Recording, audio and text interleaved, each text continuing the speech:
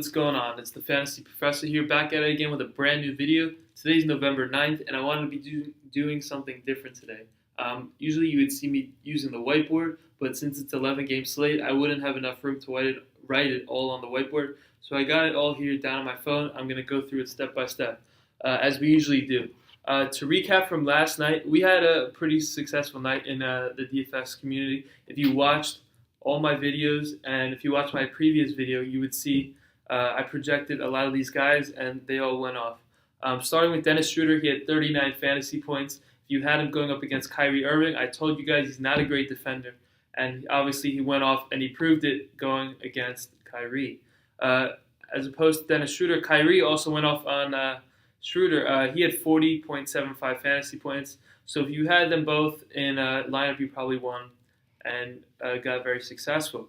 Isaiah Whitehead, he had 26.25 fantasy points, and he was only in that 3,900 price range, so that's like 6 to 7x value right there. So that's very, very high value. If you had him, very, very underpriced for a starting point guard caliber. That's what I like, because the minutes will be there, and more minutes will lead to production going on in the future.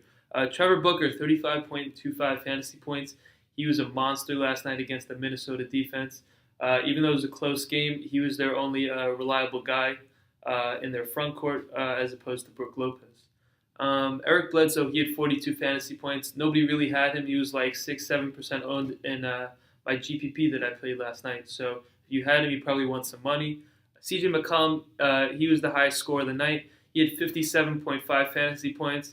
He was just on fire. Now, I don't think he'll do it tonight. That's why I'm not really suggesting him as strongly as I would, because it's a back-to-back. But you never know. He's a young guy, and he might be able to carry the offense sans Lillard, or if an injury went down for some reason to one of the guys in the front court as well. Like I've been saying, Mo Harkless, 32.5 fantasy points. Again, he put up another 30 fantasy point line. So good job to him. At that 4,500 price tag, that's a very, very good play if you played him. Harrison Barnes had 36.5 fantasy points. He did fairly decent against the Los Angeles Lakers. Not as good as I expected. I expected a 50 fantasy point night going against the Los Angeles Lakers, who are not the best defenders in the league. JJ Barea, 37.75 fantasy points. The minutes are there, and obviously the minutes are going to lead to production as well. Damian Lillard had 48.25 fantasy points. He did fairly decent against the Phoenix backcourt. No, not back. Yeah, backcourt. What am I saying? Danilo Gallinari had 41.25 fantasy points. So if you had him, he did fairly decent. Actually, no, he did way better than fairly decent. Danilo Gallinari, I've been praising him a lot because of his minutes. And his minutes have always been consistently there. I'm just checking out my Draftkings in the camera right now. But 41.25 fantasy points is a great price for him.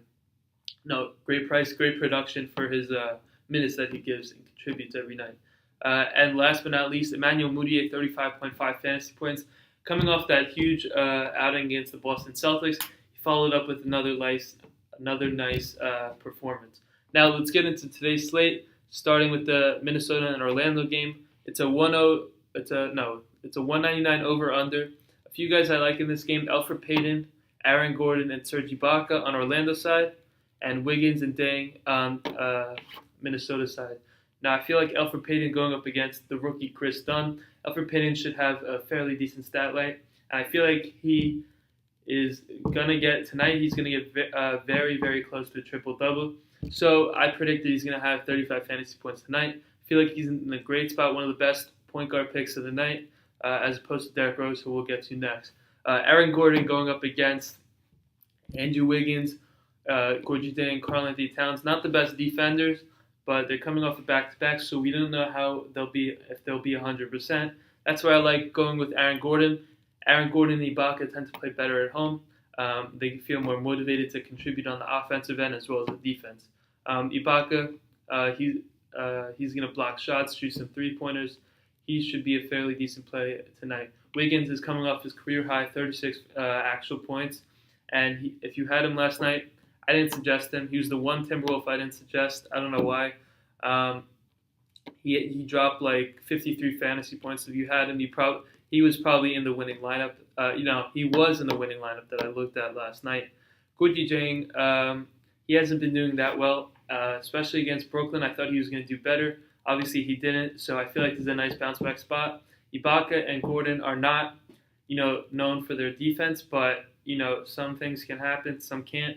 Dang is a monster. He just got that extension, so that's why I like him a lot for tonight. All right, the second game on the slate, you got the Brooklyn Nets versus the New York Knicks. It's a 208 over-under.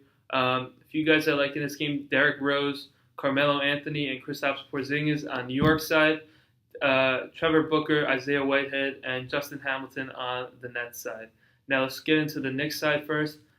Derrick Rose going up. Let's break it down. Derrick Rose going up against Isaiah Whitehead. No question, Derrick Rose should get at least 35 fantasy points in this game. Whitehead is a rookie, and he's very sloppy with the ball if you watch the games. So that's why I like him going up against him.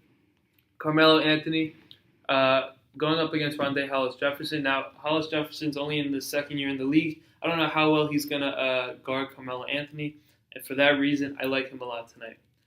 He should get you that 40 fantasy point with that 50 fantasy point upside. We've been waiting for a breakout game from Carmelo Anthony. This is the prime game where I feel like it'll happen. Kristaps Porzingis going up against Trevor Booker. I like Porzingis in this spot. He's 7'3". Booker's like 6'9". There's no stopping Kristaps Porzingis in this matchup. He's gonna go bananas. Trust me. If you pair the Rose, Carmelo, and Porzingis, you probably could win some money tonight. So that's a combo that you can choose. Trevor Booker now going up against Kristaps Porzingis. Porzingis is not known for his defense, really, just his offensive versatility and his range from the three-point line. But Trevor Booker is in a great spot. He's that energy guy, but he's coming off a back-to-back, so I'd be a little hesitant. As for Isaiah Whitehead as well, coming off the back-to-back, I don't know how well he'll be, especially against Derrick Rose, who should blow by him every single time. Justin Hamilton, I like him. If Brook Lopez gets less minutes, that should open up more time and production for Justin Hamilton. If you go down into the cheapy range, cheapy being like the low value, Justin Hamilton is very, very consistent with his time and his production. So if you're one of those guys that likes consistency, I don't think Brook Lopez gets that full allotment of minutes. That's why I like Justin Hamilton for tonight. All right, third game on the slate, you got Boston and Washington. It's a 214 over-under. A few guys I like on Washington's side first. John Wall, Otto Porter, and Marcin Gortat. John Wall going up against Isaiah Thomas. Isaiah Thomas is 5'9". John Wall is 6'4". There's going to be zero chance that Isaiah can keep up with him. That's my prediction. John Wall should have a huge, huge night tonight. Otto Porter going up against the rookie Jaylen Brown. Otto Porter, as we've seen, he's dropped these 40 fantasy point nights, 30 fantasy point nights. I feel like he's going to have one of those like 30, 35 fantasy point nights tonight. Marcin Gortat going up against Amir Johnson, Tyler Zeller, a few other no names. If Gortat plays his full allotment of minutes, he's that double-double upside, pushing 40 fantasy points tonight. So I like him a lot. He's probably one of my favorite centers on the slate if he gets those minutes. If the coach, I heard something about the coach might be resting him a little bit, taking his minutes away because he's getting a little older. But I don't know. On the flip side, you got Avery Bradley and Jaylen Brown from the Boston Celtics. As we know, Avery Bradley is one of the best two-way players in the entire league. He's especially one of the best shooting guard two-way players in the entire league.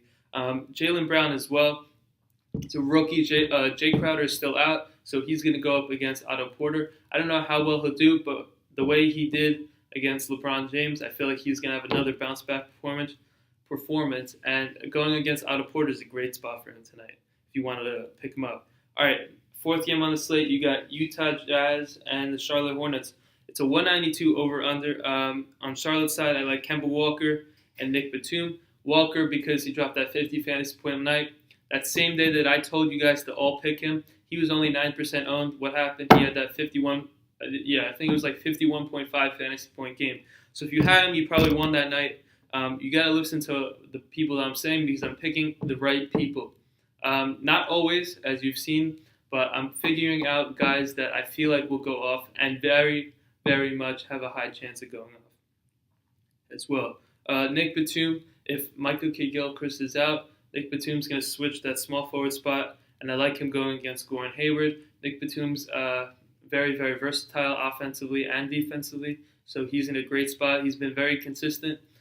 He's been around that 25 to 30 fantasy point range every single night. So go ahead, plug him into your lineups. It doesn't matter who he's facing. He's very, very consistent. And they gave him that 5-year, $120 million contract over the summer. So that's going to lead to more playing time because they have more money committed to him. On the flip side, on the Jazz side, you got Gordon Hayward is the only guy I like on the Jazz. Now, you could say Derek Favors because of that 45-point outburst, or Rudy Gobert.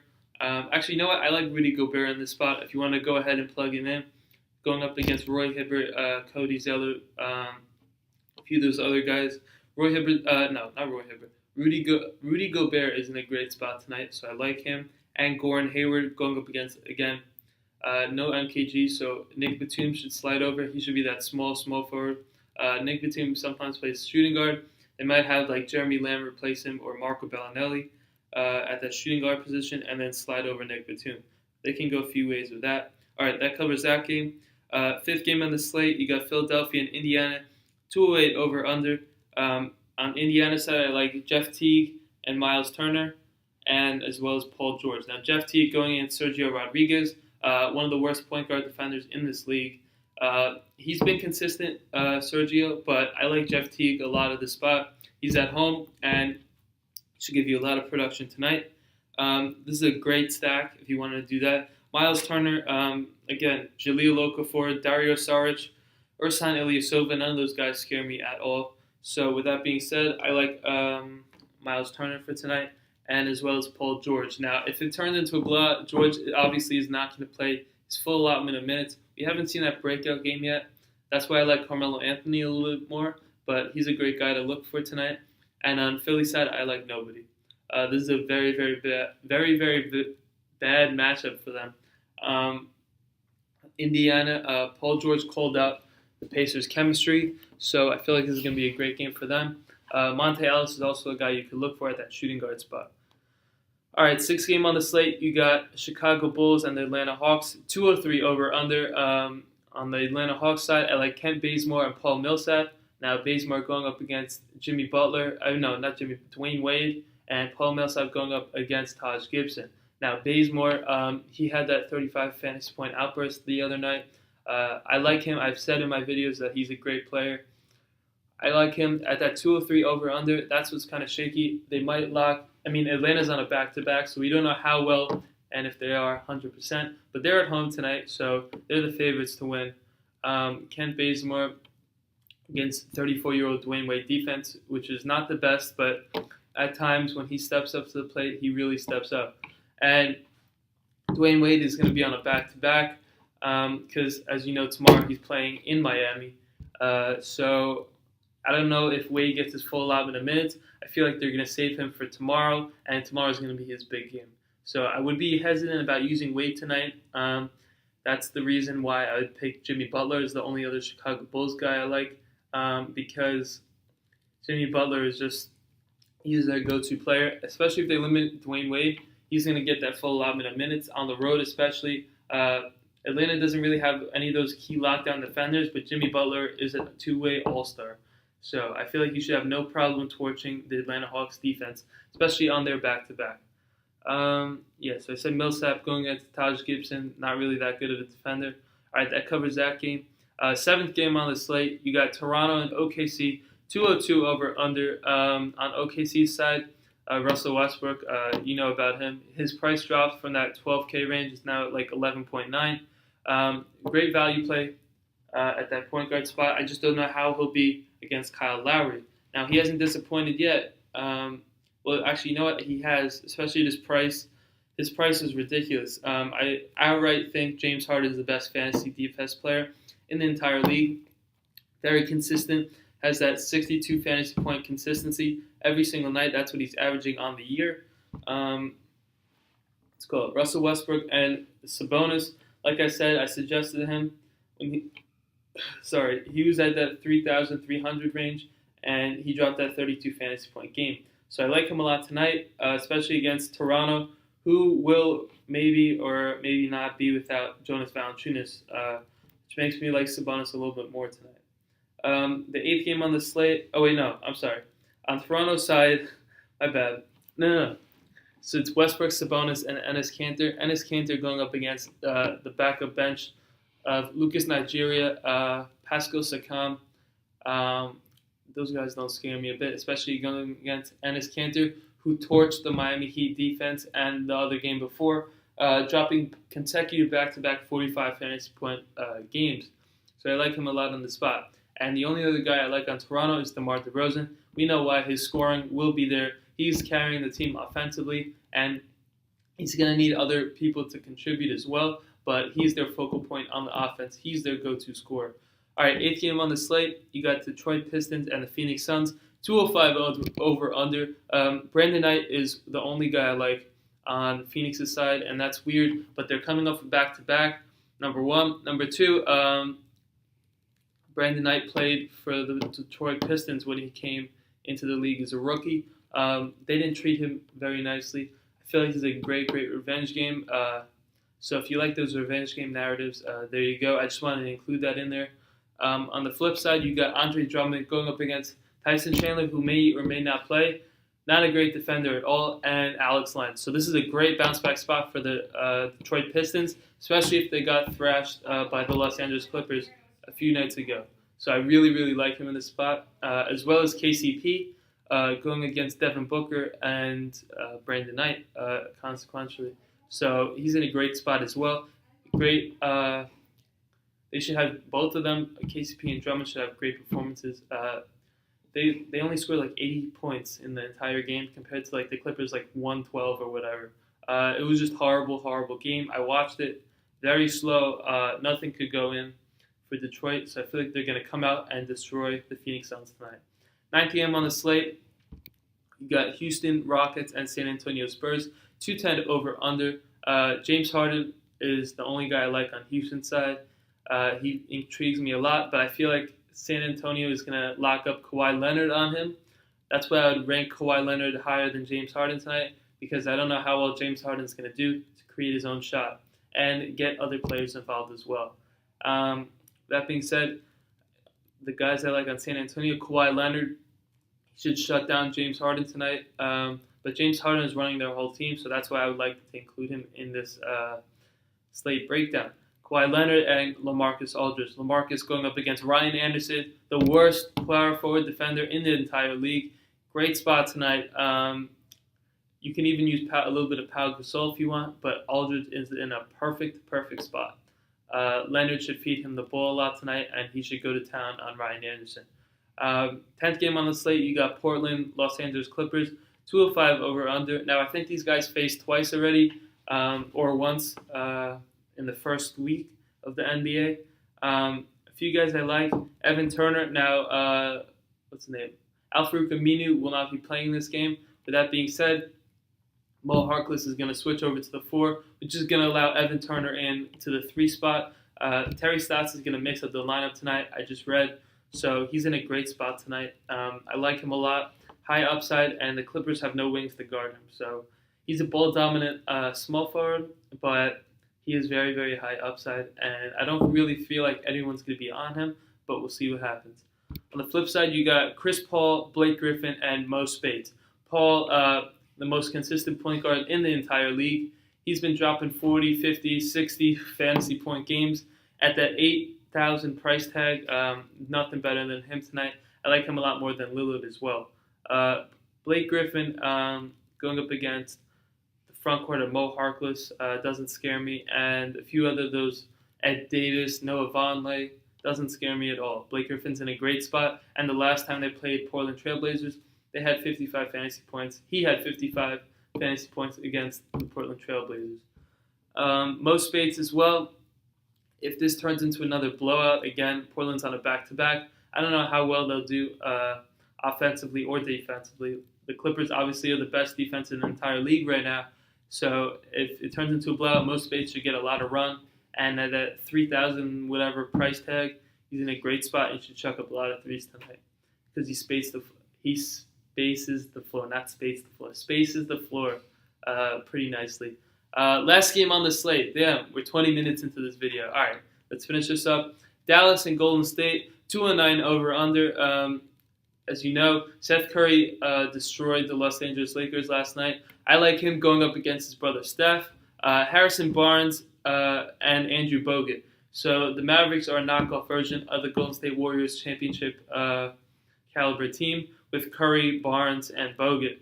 Sounds a lot like that 2015 championship team, but it's a different Curry, same Barnes, and same Bogut. So Seth Curry, if he gets the start or if he comes off the bench, should be guarding his brother tonight, and I feel like the Mavericks are going to come in and upset the Golden State Warriors tonight. That's my prediction. It's Harrison Barnes' comeback game, and we saw what the Pelicans were capable of doing to the Golden State Warriors.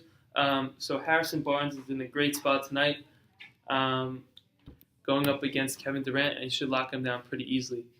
Andrew Bogut as well, going up against Zaza Pachulia, his replacement. He should be in line for a great stat sheet tonight. He should play roughly like 25 minutes tonight, I think, unless Golden State were to go small. In that case, they would run Dwight Powell at the 5, maybe Justin Anderson at the 4 as well, with Barnes at the 3. On the flip side, you got Stephen Curry, Klay Thompson, and Draymond Green, the 3 usual big-name guys in DFS. Stephen Curry going up against his brother and J.J. Barea. Horrible defenders. He's coming off that 13 3-point barrage. So if you want to go on the recency bias, he's going to have a high ownership, but he's definitely worth the risk. Klay Thompson needs to get his shot back still. He's getting it back game by game, but if, takes a while for him to get his rhythm back, and going against the Pelicans helped him a lot last night. Draymond Green, he does everything for this team, runs the floor, assists, scores, steals. He's that all-around player, and he's been consistently hitting 40 fantasy points in every single game. So that wraps up today's breakdown. Thank you guys so much for watching. Tune in for more. See you guys later.